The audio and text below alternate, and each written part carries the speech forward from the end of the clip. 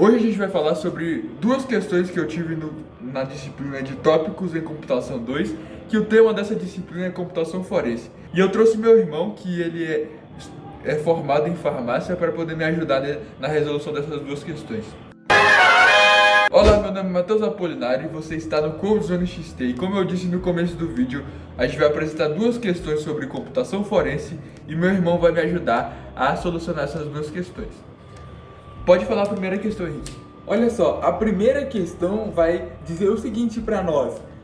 Vai se tratar de um contexto em que foi utilizada uma ferramenta Wireshark para se obter todos os pacotes de 5.000 pacotes de navegação que o usuário capturou nessa rede. Ou seja, existia um computador, um dispositivo que estava inserido em uma rede e o fluxo de informações desse computador para a internet ou nessa rede onde ele estava conectado foi capturado. Portanto, 5.000 informações foram obtidas, 5.000 pacotes.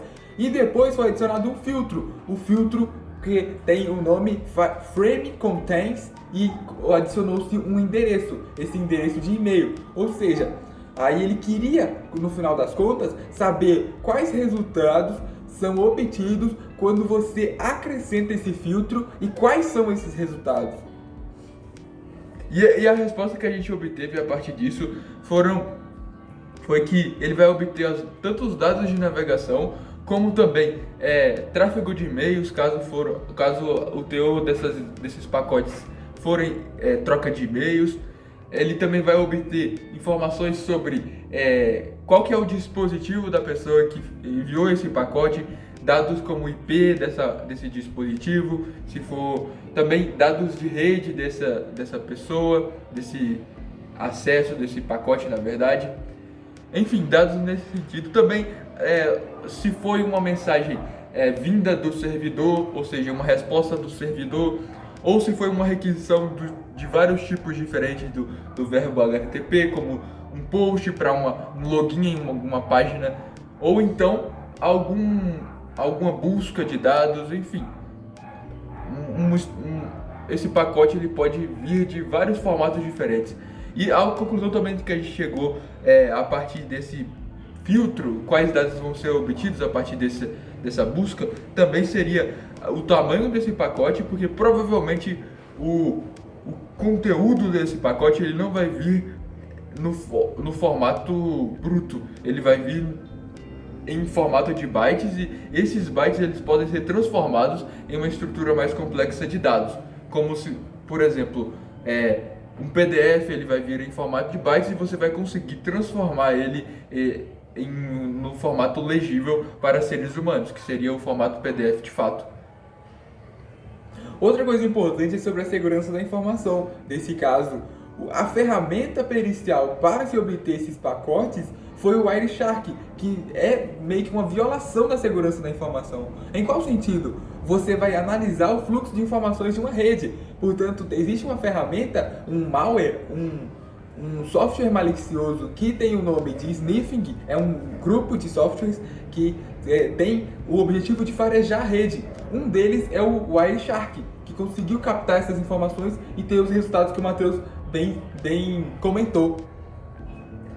E agora, passando dessa questão, porque a questão se restringia a isso, ele perguntava quais são os dados que são retornados a partir dessa consulta. E o que a gente trouxe para vocês é a resposta, que são todos esses conteúdos que a gente citou, que contém em algum dos lugares dentro desse pacote o termo contato@pucminos.com, que seria o termo de busca aplicado pelo filtro Frame Contains. A segunda questão, ela envolve o site Wayback Machine e ele apresenta o seguinte cenário: seria uma pessoa buscando todas as atualizações de uma página web a partir de um determinado período, buscando traçar uma linha do tempo de alterações dessa página. E o objetivo disso é fazer com que ele capture e faça uma cópia de cada um desses resultados de páginas diferentes. E a pergunta que ele traz na verdade, ele depois de fazer esse processo de cópia desses dados, ele criptografa, na verdade faz um hash usando o MD5 e SH256, e ele pergunta se esse processo de captura das páginas utilizando o Wayback Machine e hasheamento usando MD5 e SH é suficiente para servir como um vestígio no tribunal judicial. E a resposta fica com o meu irmão.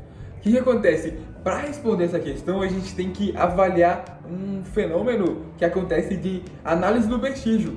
Como o vestígio é tratado desde a sua coleta até a sua apreciação frente a um tribunal. Existe nesse cenário a cadeia de custódia. A cadeia de custódia é um conjunto de elementos, um conjunto de passos que vai demonstrar a historicidade e a cronologia do vestígio e o seu manuseio por parte das pessoas, desde o seu reconhecimento até o seu descarte.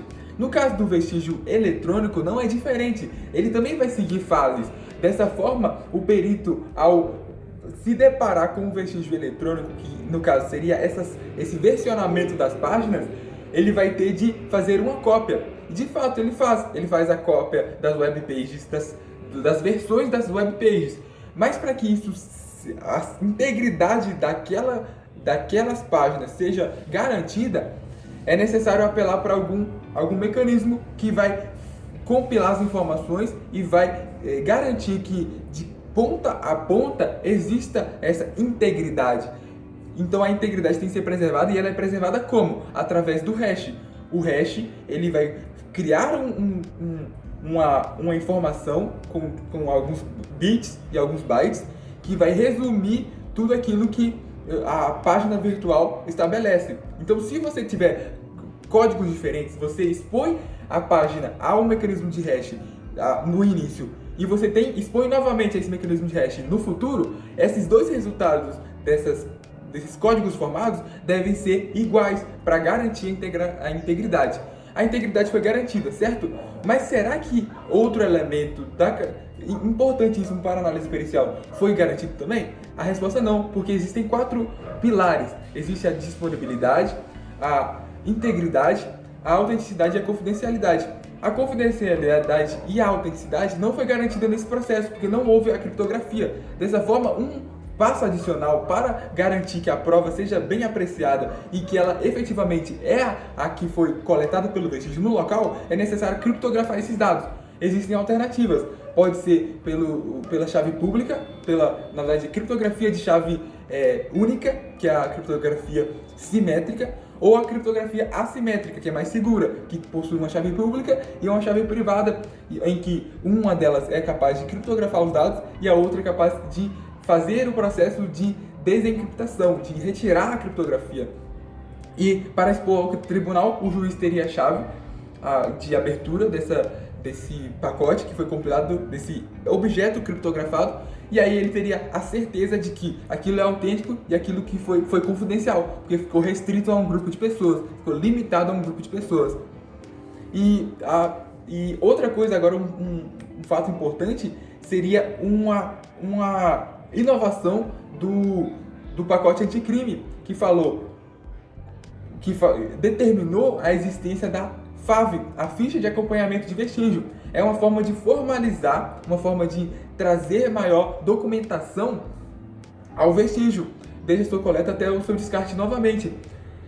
Ou seja, permitindo que quem manuseou aquele vestígio seja responsável. Dessa forma, o perito que interagiu com o vestígio, ele deve colocar o seu nome, estabelecer o seu nome nessa FAV, e aí sim e aí ele pode ser responsabilizado tanto criminalmente como administrativamente por tudo aquilo que ele possa ter adulterado, forjado. Dessa forma, é um segundo elemento que vai garantir a integridade da prova do início até a apreciação judicial. Então é esse o vídeo, a gente iria compartilhar essas duas questões e como a gente solucionou essas duas questões e como que é importante a computação forense para a solução de crimes, para poder traçar no meio virtual os culpados de determinadas ações ilícitas, enfim. É bem importante esse tema e eu tô achando bem interessante essa disciplina. Se vocês quiserem que eu traga mais vídeos sobre essa disciplina com meu irmão, que ele é especialista nesse assunto, deixe seu like e escreva um comentário. Também se inscreva no meu canal, que é o Cousano XT, e o canal do meu irmão, que é o Projeto Gabaritá. Projeto Gabaritá. E é isso, fiquem com Deus e até a próxima.